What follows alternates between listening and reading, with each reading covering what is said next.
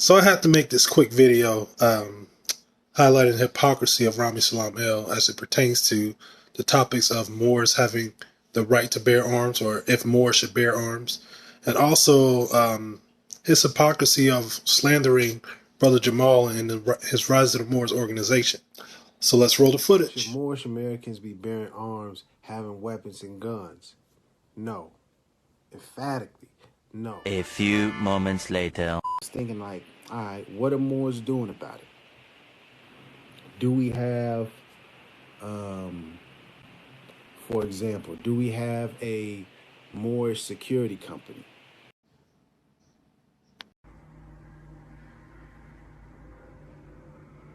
Boy, if you don't get Where, we have Moorish brothers and sisters, they'll go out into a whole entire community and they'll protect and serve. There'll be peace officers. Do we have a Moorish peace officer organization? Stop the cap. Stop the cap right now. Stop the cap. We can send our brothers and sisters out and they can help protect and serve our community.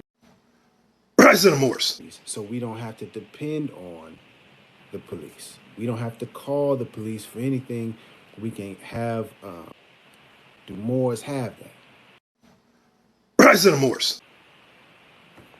What else did I put up? Do we have, do Moors have a Moorish legal or law organization, legal company established? Rise of the Moors. That we're able to provide representation to our brothers and sisters that have been violated,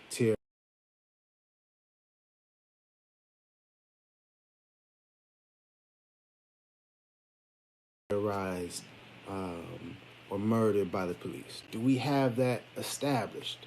Moors, do we got?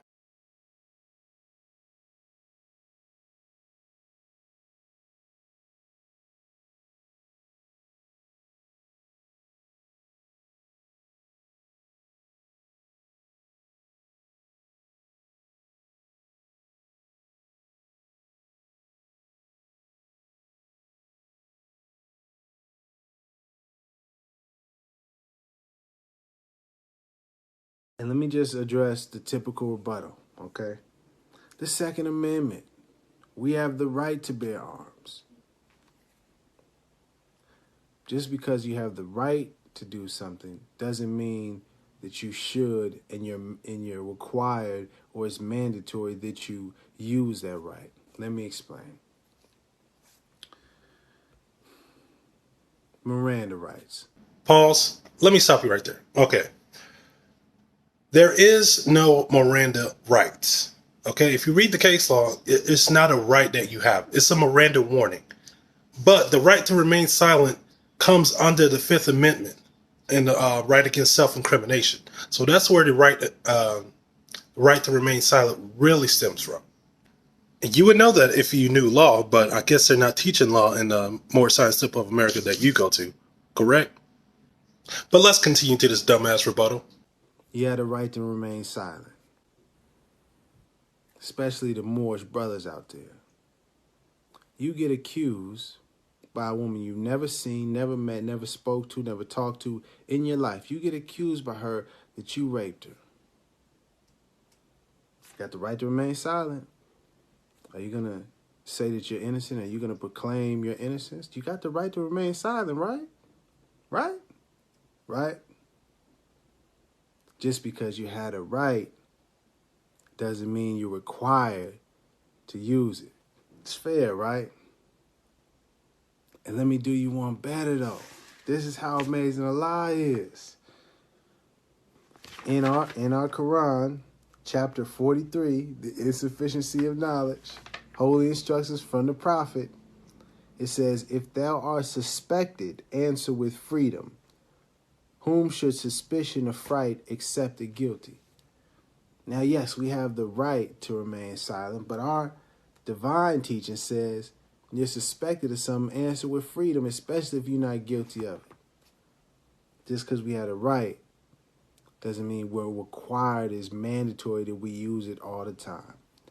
Likewise, just because we have the right to bear arms doesn't mean we're required or it's mandatory for us to use it. And specifically for Moorish Americans, our So here's a rebuttal to that dumbass rebuttal, right? Okay, let's say it's 1 o'clock in the morning. You hear a loud banging in the house and somebody has broken into your house. So the children are still asleep and you get up to see what the commotion is, right? And it's somebody who has a gun and you don't because you believe Moors shouldn't have guns, right? So who's going to win that battle when you two face off? More than likely the person with a gun. So here's where rights to bear arms come into play. You don't have to walk around every day brandishing and showing your gun off to everybody. But you can use that right to defend yourself against someone else who has the same power or level of weapon that you have. So let's say a knife with a knife, fist with fist, a gun with a gun. That's common sense.